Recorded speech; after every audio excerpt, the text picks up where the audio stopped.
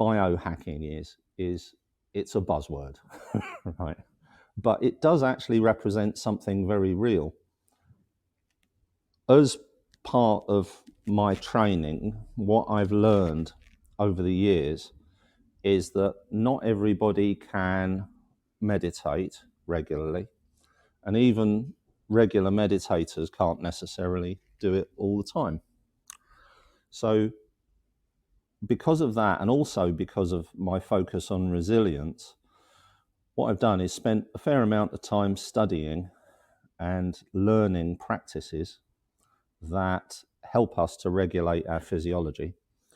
An example of this is the one that I devised recently called the 226 breaths, which many of you will have done. And so all this is a little breathing routine that changes our physiology. And the idea of these is there's a thing that I call a psychophysiological state. Give an example of psychophysiological state might be anxiety. It's just one. There's many, many. And what that means is that the mind and the body are singing to the same, creaky violin anxiety tune, or whatever it might happen to be. It could be the orchestral tune of joy. It doesn't really matter. And they work together quite deeply.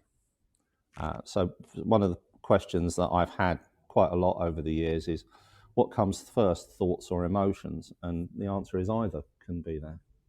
So I don't know if you've had the experience, you're going about your day and then a thought pops onto your head, and then, it might be a happy thought, it might be an unhappy thought. Chances are it's an unhappy thought.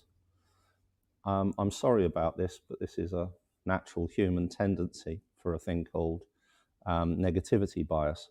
And it isn't that we're deeply negative, it's that threats will always trump rewards. That is an evolutionary imperative.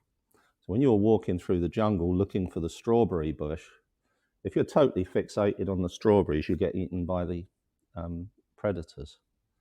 So when you're walking through the jungle, what's happening is your brain is aware of your environment and it's looking primarily for threats. We don't have a jungle. Well, we do. It just doesn't have trees in it, right? What we've got is the jungle of the modern world, which is more complex and overgrown than any real jungle. And there are many, many layers and many, many sorts of threat. So what happens is we go about our day and something reminds us of a threat to, right now, our health. It could be our social connections. It could be the cohesion of our group. It could be our family. It could be our finances. It doesn't really matter. Up it pops. And then there's a physiological response. And then we've got this alignment between the mind, a thought has arisen, and the body. You can have the opposite effect. So you can get up in the morning or wake up in the morning and you've got an emotion. Chances are you've got the emotion as a result of a dream. Chances are that the dream is a reflection of some emotion during the day. To my experience and knowledge, this seems to be if you were to look at dreams, and I know there are people who do these sort of dream analysis and so on, but dreams very often reflect some sort of emotion that we're experiencing in our lives. And then so we could wake up with that emotion. There's no thoughts yet, but when they start up, what they're doing is going to the place that emotion points at, and then there you are. So your emotions have come first and your thoughts have come first. So when we want to rebalance this system, by far the best way to go about it is through the body. So I teach meditation largely, and mindfulness, the undistracted awareness of the experience of the present moment, which I shall do a little biohack to help you to experience shortly. It's something that develops from meditation. But basically, meditation is about becoming familiar with our mind. We go from the mind being something that can be disconcerting, scary, annoying, keeps going to the same places, goes over things over and over again, worries, etc., etc.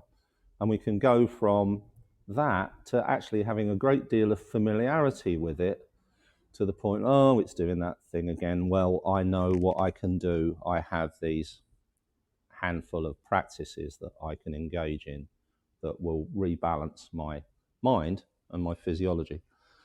Essentially, your body and mind put together, there's an ancient Hindu philosophical concept called the body mind, which is useful. So what you've got is this mind and body working together, and ultimately what it wants is harmony, right? And you think, no, it can't do, because it's doing all these, it's frightened, or it's annoyed, or it's like causing me to say things and do things that aren't helpful for my happiness. What it wants you to do is to give all of this up, walk out that door, walk into nature and live with your tribe in nature for the rest of your life, and you're not doing it. So subsequently, it has an agenda, and that agenda is actually a harmonious one. It wants you to find harmony. So why is it making me frightened? Well, it wants you to solve that problem, probably by walking away from it, because it's ultimately where we are nomadic hunter-gatherers. So when we encounter a place that's infested with venomous spiders and snakes, the purpose of the anxiety is to overcome any silly desires to stay there, and to protect ourselves by getting up, moving all of our stuff up into the mountains where there aren't any. That is the source of most of our inner experience, is this attempt to find harmony in nature. And it only becomes a problem because we don't live in nature. So what do? Well, what we do is we become more familiar and comfortable with our mind and body, our physiology, the thought processes, the emotions, how they work together, and we learn to intervene in it. So for those of you that, that's just a quick check, has anybody not meditated? And it doesn't matter if you haven't. Okay, right. That's good. It's good that you haven't meditated, because what I'm going to do is introduce you to a little biohack with this bowl. You don't have to, but it's probably better if you either, so you can hear it properly, is if you either close your eyes or you look down past the tip of your nose at the floor, just so you don't get distracted by anything. And what we're going to do is listen to the sound of the bell in a slightly different way to the way that we normally listen to anything. We're going to listen to the sound of the bell moving through time.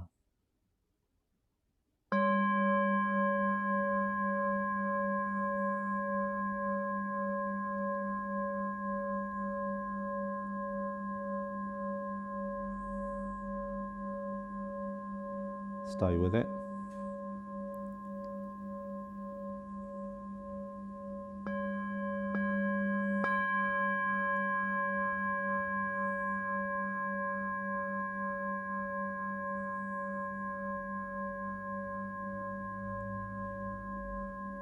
Doesn't matter how busy the mind gets, what it wants you to do, we're just staying with the sound of the bell.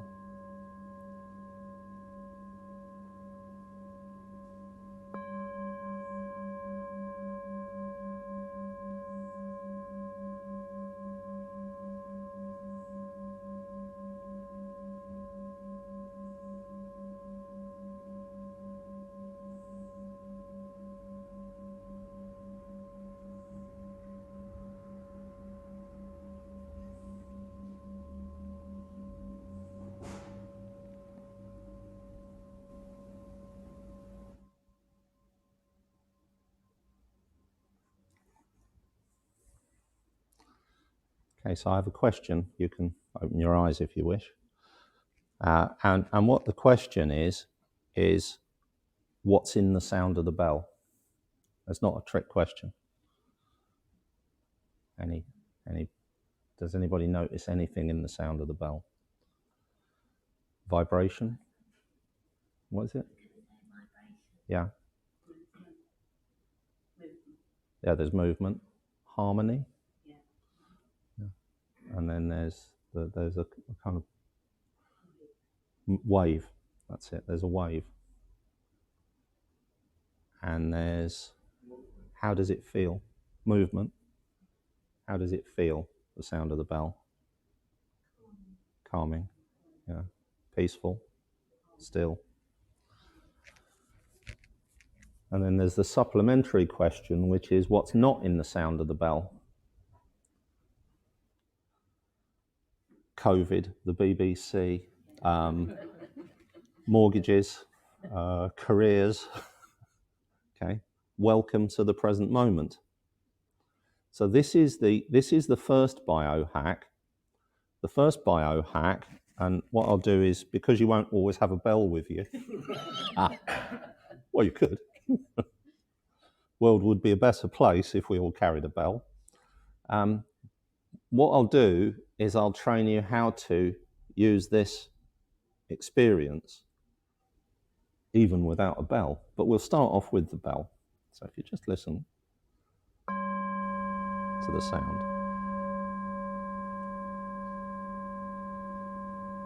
And we're just noticing the sound moving through time. And notice that there are other sounds.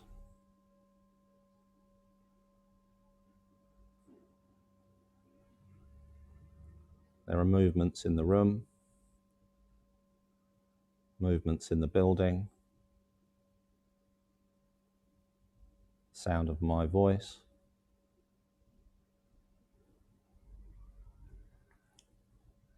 Traffic, which is usually annoying, but notice something. So if I sound the bell one more time,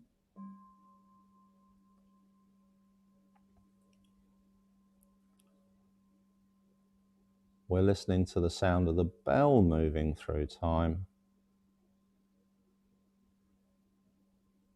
And we notice that we can also notice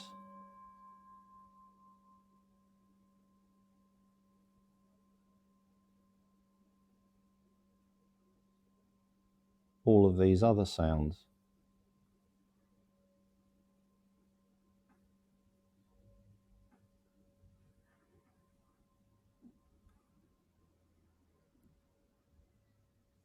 Moving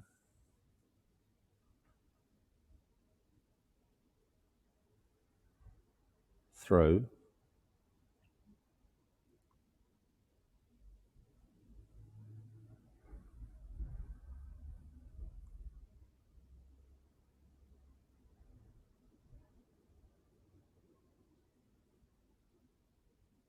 time.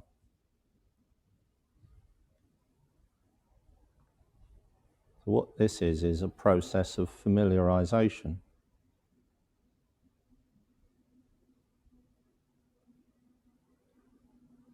So we can use the sounds around us to be aware of the passage of time and notice how everything changes.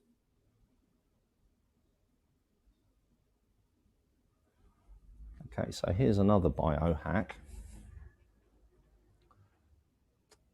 Most important thing is that you remain comfortable. So if you have a bad back and you need to sit in a particular way, you sit in that way.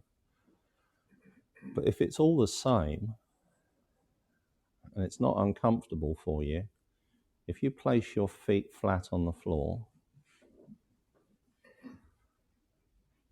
and put your elbows by your side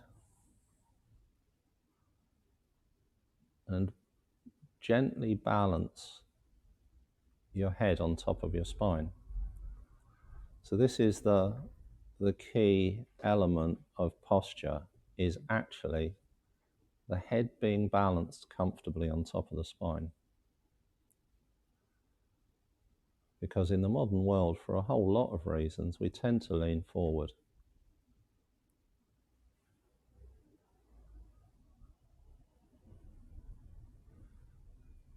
And so if we find that most comfortable place to balance our head,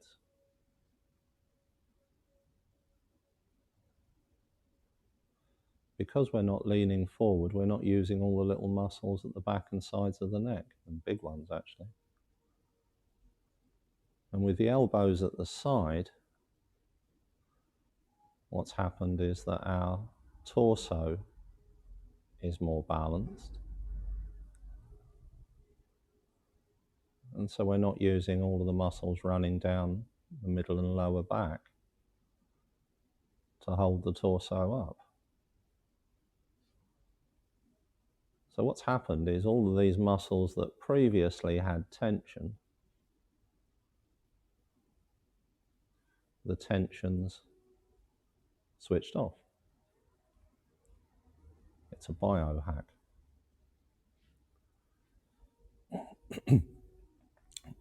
Now, we also tend to have kind of innate tension throughout the body. Many of us will have been continually admonished to sit up in class at school. And so through that process, because it's not been taught as a relaxation experience, we have a tendency for a tense physiological state. And what we want to be able to do is to release some of that tension. So just the posture moves in one direction, moves from stress to relaxation. So another little biohack is to place the first fingertip and the thumb very, very, very softly in contact. So softly that you can slide a cigarette paper between them. And you just leave it there. If the fingers open up, you put them back. If they tighten, you release them. And what that does, all on its own, is relax your hand. Now I want you to try a little experiment. Put your tongue between your teeth and tighten your jaw muscles.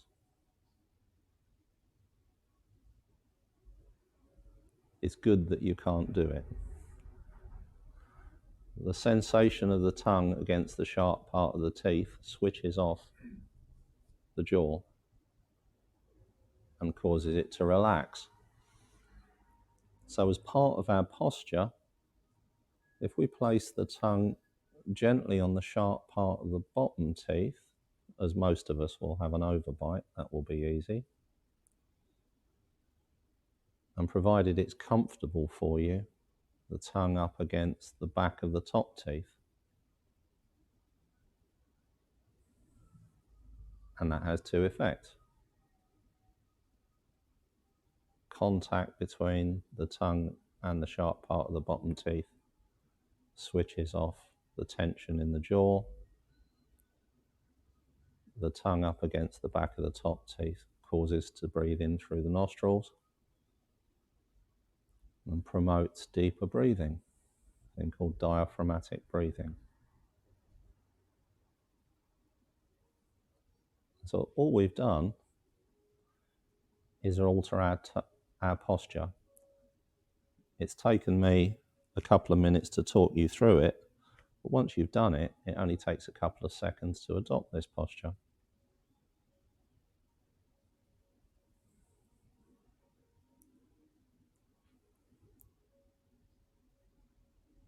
And so here we are, we're sitting. We've got this open, balanced and relaxed posture, but there'll still be tension in the body.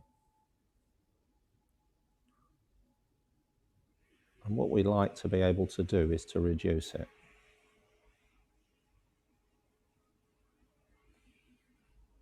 And so what we're going to do is start off by focusing our attention right on the center of the eyeballs.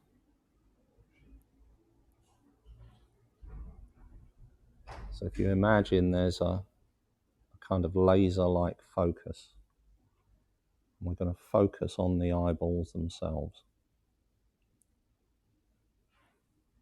And while we're doing that, what we're going to notice is the out-breath.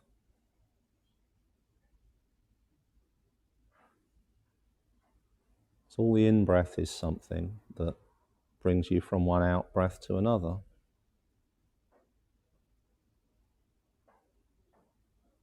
So breathing becomes a collection of out-breaths.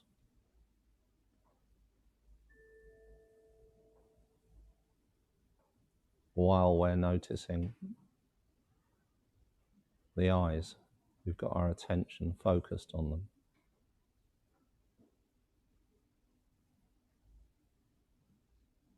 And what we can do is scan down.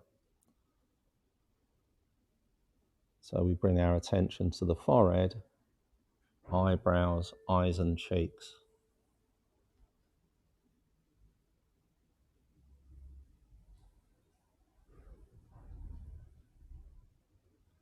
And moving that awareness down the face as we breathe out. Just following the out breath. We're not changing the breath. We're using it. And the focus is as though someone's stroking down your face with their fingers.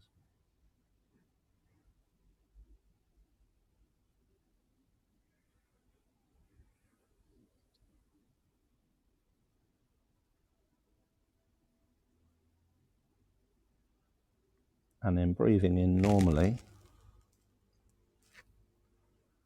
breathing out, moving your attention down over the mouth and lips, jaw and throat, remembering that the tongue is in contact with the sharp part of the bottom teeth.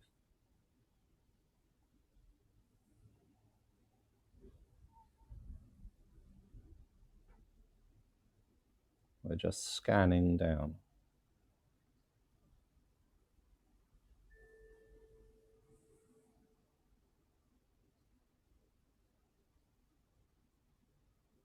And again, checking in with the posture in the torso and the head, elbows by the side, head balanced as comfortably as possible on top of the spine. Breathing in normally, breathing out, gently scanning down from the base of the skull along both of the shoulder muscles, the trapezius, on both sides down to where the arms are.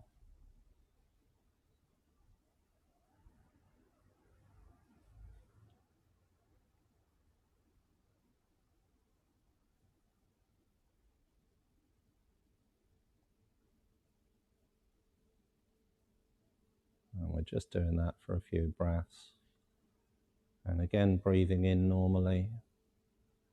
This time, again following the out breath, we're scanning from the wrist, down the hand, down the fingers to the fingertips.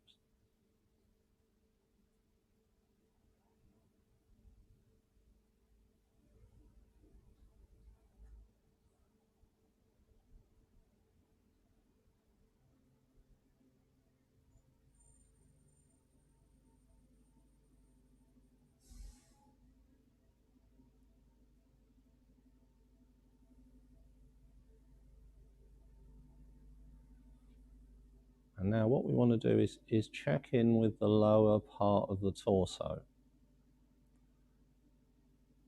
and the pelvic girdle, the area around the thighs, the buttocks, the hips, the waist. Just allow yourself to be aware of it, what tension there is there. And as you breathe out, release the tension from that area. Now, if we're seated in a balanced posture, we can actually let all of the tightness out of the body. We do it in a way that normally we'd slump. So we're allowing ourselves to slump, but because we're sitting up straight, because we're letting all of that tension out, It's as if the body's settling down.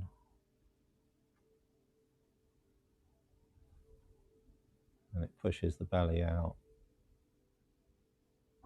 And let the tension out the thighs, which tends to be there a lot.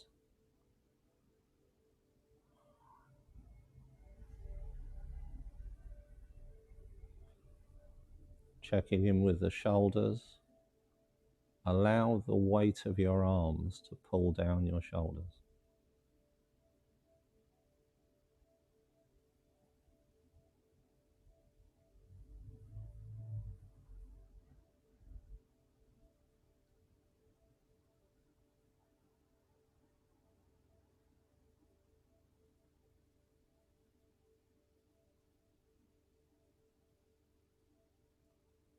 And whenever the tension creeps in anywhere in the body, it's like we're gently scanning the body, the eyes, the jaw, the mouth, the shoulders, the hands, the hips, the thigh, maybe even the feet. You'll notice a natural tendency, because we've trained ourselves over decades, for this tension to creep back in. And now you've learned the ultimate tool for stress, which is the out-breath. And by focusing on any part of the body as we focus on the out-breath, we're getting our wonderful human brain to do what it does best, association. It's associating the focus with the out-breath as the body moves into relaxation. Because in-breath is stress, out-breath is relaxation.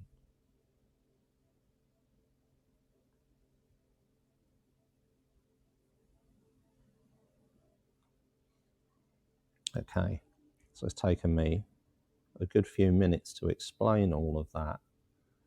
Once you've learned it, you can do it all in a second, in a single out-breath. You can breathe in, and then starting somewhere near the forehead, between the eyes, it's like a wave of relaxation moving down the body,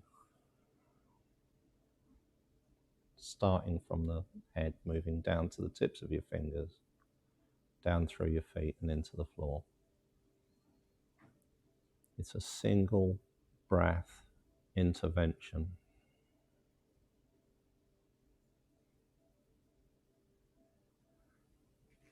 Extending the breath and changing your state of mind and body.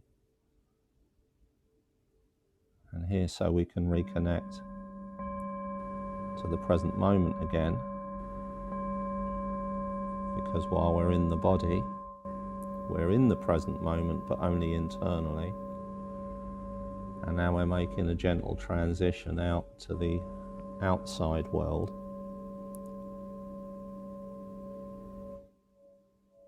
Gently return your attention to your surroundings.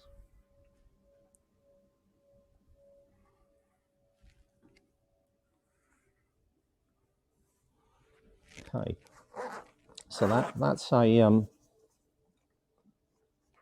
kind of the ultimate biohack. There's a lot of things to explain there, and it takes a little while to do it, but once you've done it many times, it becomes a single process. You notice the stress, kind of do it anyway. That's what a sigh is. It's part of our genetic blueprint. We're aware that extending our breath relaxes us, and so subsequently we go into a difficult scenario, we come out and we go like that. What we're doing is we're moving into relaxation, because basically as we're breathing in, the body's in sympathetic mode, And what that does is that speeds up the heart rate. And as we breathe out, it's in a thing called parasympathetic mode, which slows down the heart rate. That's why we get a thing called heart rate variability, which is good and important. And so you plug yourself into a modern device with a heart rate monitor, you can notice that. You can see the heart rate going up as you breathe in and the heart rate going down as you breathe out. So what I'm going to do now is to teach you a practice that I've developed, and I've developed it from ancient practices. So it's a new way of teaching and a new way of practicing something that's actually ancient. So there's a thing called pranayama. Has anyone done pranayama? A handful of people. Yeah, prana is Sanskrit for breath or spirit. A yama means extend. The ancients believed that breath and spirit were the same, because when the breath goes out of you, spirit goes out of you. And so they recognized that there's a benefit to extending the out breath. And now we know why that is the case. And what happens is that what I'm going to do is teach you a practice where you're breathing out for 50% longer than you're breathing in. What that means is you spend 50% longer in relaxation mode than you do in stress mode. It actually fundamentally changes your physiology, because what it does is it synchronizes the heartbeats on the in-breath and the heartbeats on the out-breath. So you can get to the point where every successive heartbeat on the in-breath is faster and every successive heartbeat on the out-breath is slower. That's a thing called coherence. It's only really useful to know that you're actually making those changes to your body. So that the extended in-breath is useful because we're moving the stressometer from tension to stress. The other thing is, because the out-breath is longer, you're completely evacuating the lungs. Because you're completely evacuating the lungs, when you come to breathe in, you're filling them up again. Why is that important?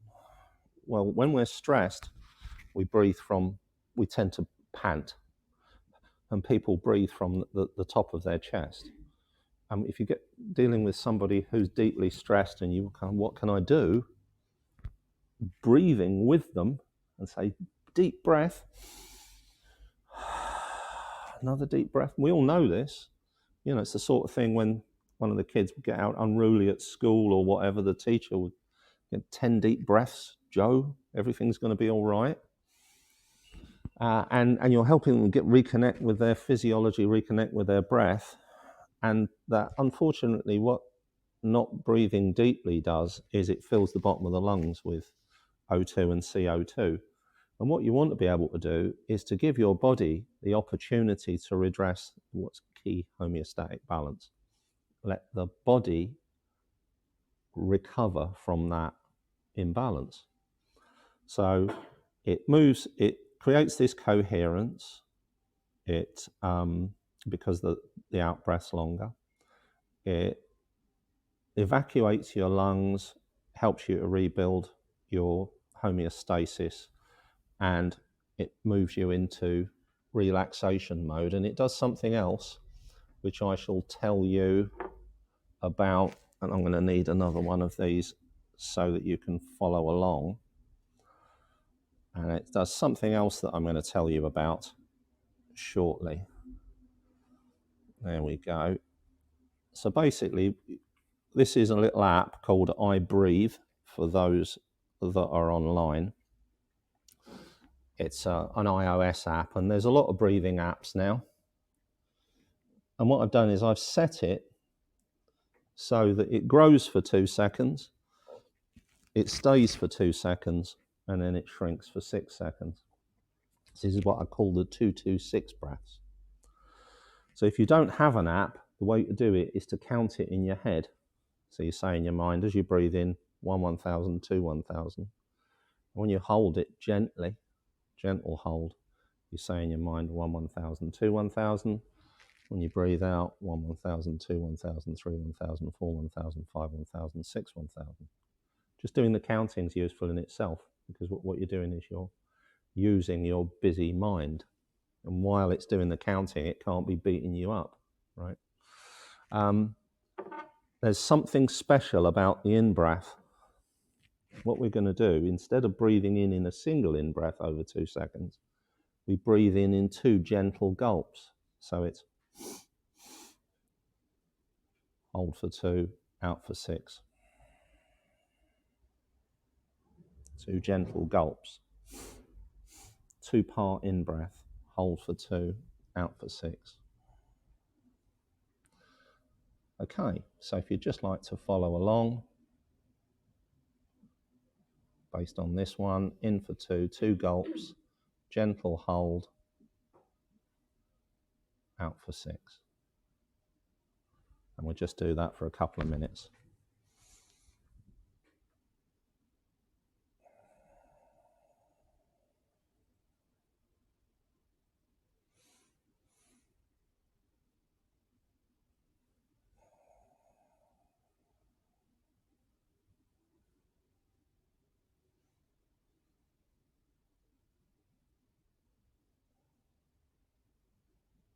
Checking in with your posture, get the relaxation back.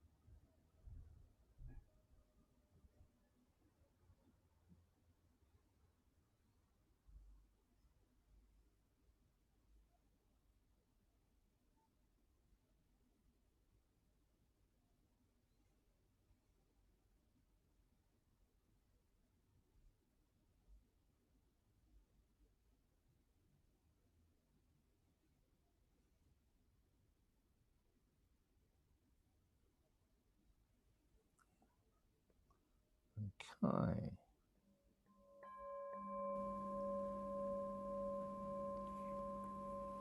Right, so the other thing that happens that I didn't mention is the 2-part in-breath, or any breaking up of the in-breath.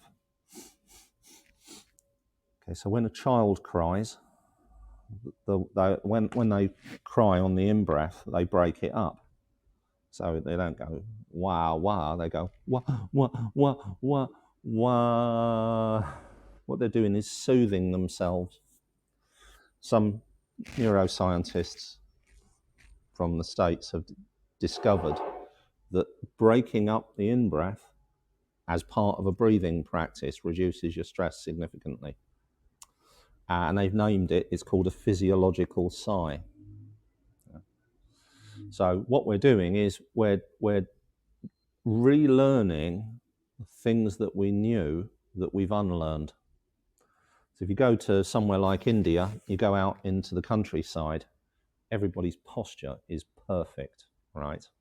You know, they could be on a catwalk. You get these ladies walking along with big piles of sticks on their heads, and they're strolling along, and their arms are by the side, and their heads balanced comfortably on top of their spines. And when they want to sit down, they just crouch down, and they're there for ages. They're totally flexible. All of this, and we unlearn all of this. And so all we've got to do is let go of all of the things that our modern world does to us. And one of the things it does is it tells us big boys and girls don't cry. So subsequently, we unlearn the important things like the gasps on the in-breath actually we unlearn the capacity to cry. It becomes, and there's a line in Europe, olive oil and butter. My mum was Spanish. You always knew how she felt. Italians, there'll be bound to be somebody who's either Italian or partly Italian, right? You know how they feel.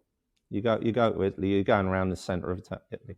Everybody, it's like, this is how I feel, written on their faces. And then, of course, the further north you get, the more we find we're having to suppress our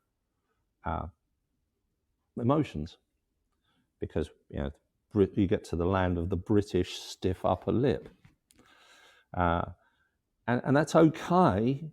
But somehow or another, we've got to get back to that our humanity, because the emotional processing is an important thing. And all of these practices, they're not designed to suppress the emotion. What they're designed to do is to help us to rebalance our body, our physiology. Okay, so now here's another one. Now all of these are instant practice. That 15 minutes I spent teaching you posture and breathing consists of this.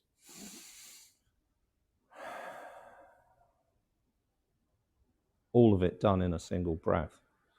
Yeah. It's just all of the components are there.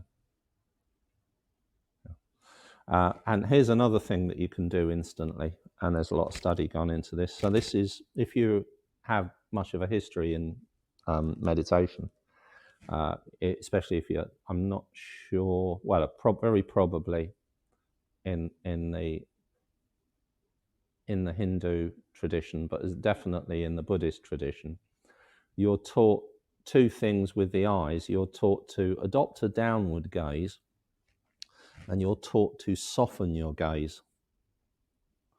So this is another thing that neuroscientists have learned. When you go out and you're in the countryside, let's say you're on the beach, or you're sitting on a hill somewhere, it's very common for us to look at the distance. So you've got these horizon watchers on the beach. And we're all, from time to time, we're all horizon watchers. And we sit there and we're looking at the horizon. Or we're sitting on a hill and we're just looking into the distance. That's got a name, it's called Panoramic Vision. And the way to move from focused vision into panoramic vision is to do this thing. It's to adopt a downward gaze, because there's nothing panoramic in this building. You can't see the sky or anything from this room. And adopting a downward gaze is looking down at a place 45 degrees in front of us. Notice that when you do that, there's a tendency for the head to lean forward because we want to straighten our head, but resist that, move the head back, comfy place. And essentially it consists of the eyelids halfway closing down the eyes.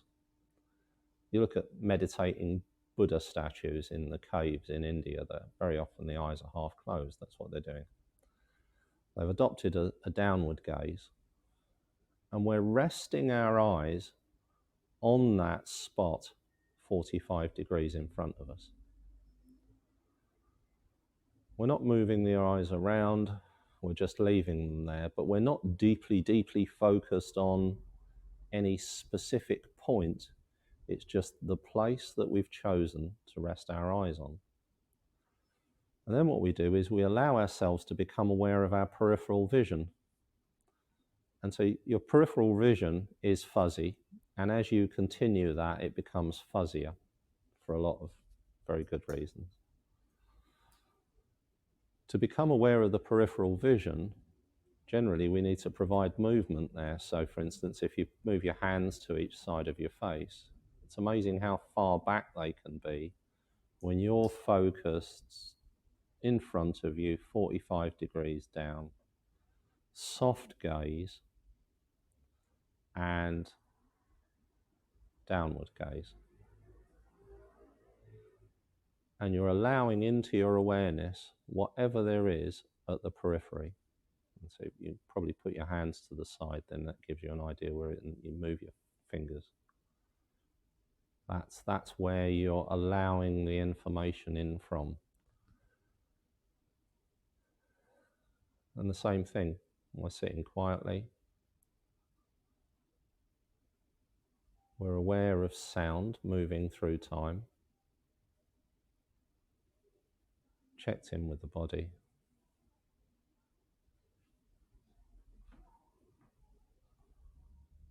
We're aware of the breath rising and falling.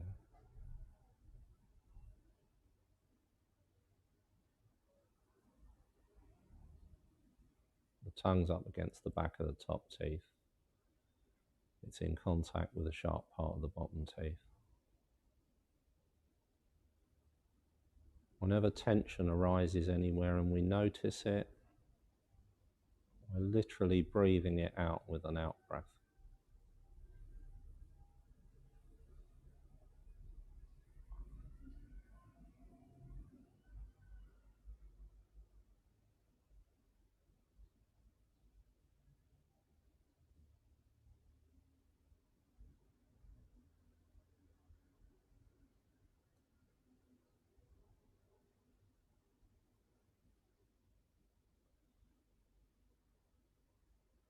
If your eyes close, that's fine.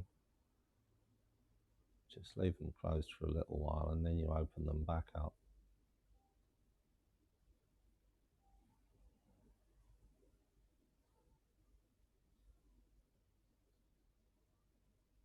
We've got this soft gaze where we're letting in all of the information, despite the fact that it's all become very, very fuzzy.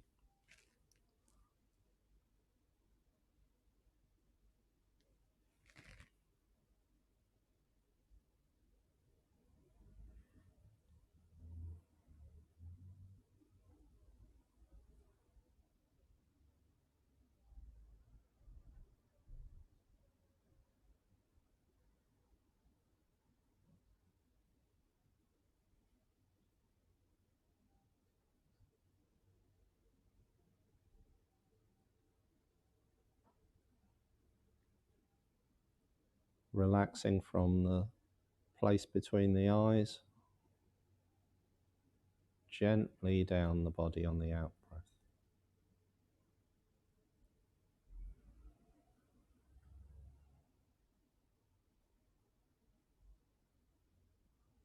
The out breath is releasing the tension.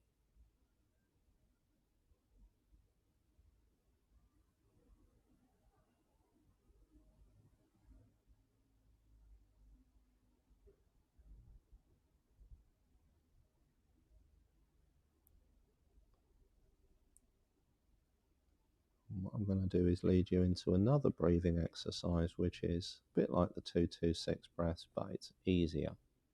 It's easier and softer and more relaxing. So we're noticing the passage of time. Notice what the sounds are there for. They're there for you to notice them moving through time.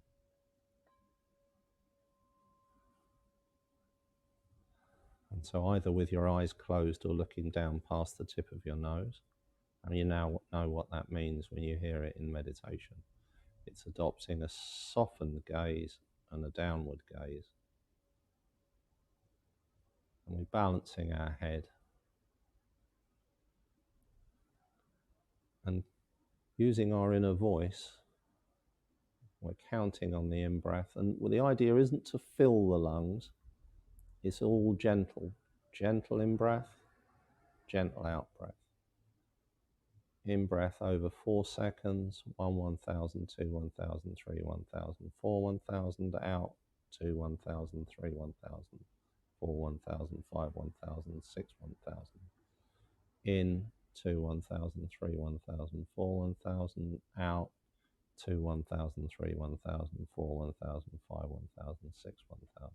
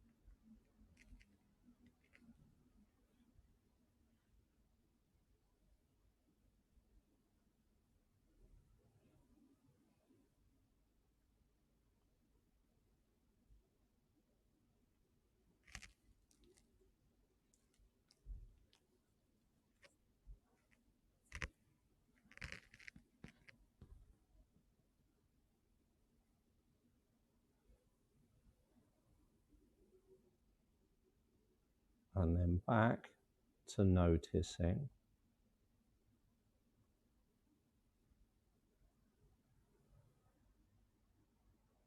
sound,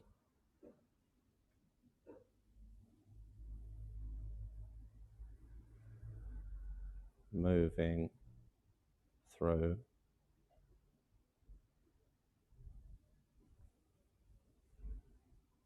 time.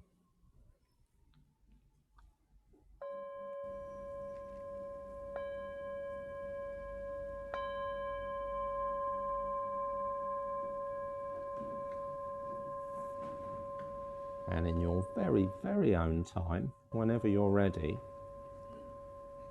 return your attention to your surroundings.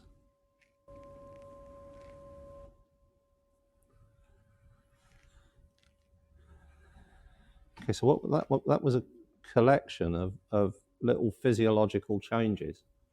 But you notice that when you add them together, they become powerful practices. I can tell that you're all relaxed. Teaching meditation is the only thing that you can do that when your audience falls asleep, you know you're doing it right. So you can take any one of those and they'll have a significant effect. Everybody's different, so you're all on a spectrum of response to every intervention. Some people, wow, this is great, it's changed my life, I do this every day. Something else, it just doesn't work, I don't notice any different, I don't feel any better, I don't feel any calmer. And your job is, it's a trial and error process, is to try out all of these practices and use the ones that work for you. And then you become an expert in them. And what you're doing is you're learning those practices that are best at regulating your physiology and your mind, because you notice that for many of you, your mind will be calmer as well. This the quickest way in to calming the mind is to calm the body. Quickest way in to calm the body is with the breath. There's one other thing, you know, that I said you focus fuzzy. For many people, when the mind is very, very busy, focus on a single point. So very often what we do is we use the thumb for this, and that's a thing called Trataka meditation. And you just focus on that single point. And, you know, got the same thing. Some people, they'll focus on the thumb and their mind will become calm. And this is actually sharp focus. It's not soft focus, like the original one where we're aware of what's happening around us. It's all about that tiny little part of the thumb, or the tiny little part of the floor, or something that's in front of us, or in the distance. Tiny little spot in the distance, that's even better. And that will reduce our stress as well. So these are all lots and lots of very small practices, all taught individually, but collectively at the same time, so that you can mix and match them